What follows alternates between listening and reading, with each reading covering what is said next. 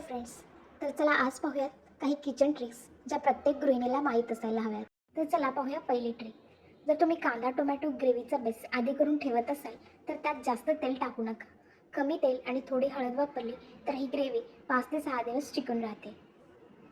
बाजारातून आणलेल्या पालेभाज्या धुवून तशाच ठेवू नका. हलक्या ओल्या कपड्यात गुंडाळून ठेवल्यास त्या जास्त दिवस ताज्या राहतात. दही लावताना शक्यतो मातीचं भांडं वापरा. त्यामुळे दही थंडसर आणि पौष्टिक राहतं आणि जास्त दिवस टिकतं. घरातील डाळी तांदूळ आणि मसाले नेहमी हवाबंद डब्यात ठेवा आणि महिन्यातून एकदा उन्हात पसरवा. त्यामुळे त्याला कीड लागत नाही. शक्य असल्यास जेवण बनवण्यासाठी लोखंडी तवा किंवा कढईचा वापर करा, कारण हे नॅचरली आपलं हिमोग्लोबिन वाढवतं. भात किंवा डाळ बनवताना जास्तीचं पाणी काढून टाकू नका, कारण त्यातून पौष्टिक घटक वाया जातात. त्या रोजच्या जेवणात थोड्या प्रमाणात तूप वापरल्यास आपलं पचन सुधारतं आणि शरीराला ताकद भेटते.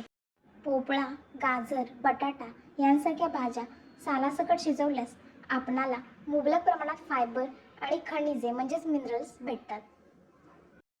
अन्न मध्यम आचेवर शिजवलं तर त्याची चव टिकते आणि पोषण मूल्यही जास्त राहतं.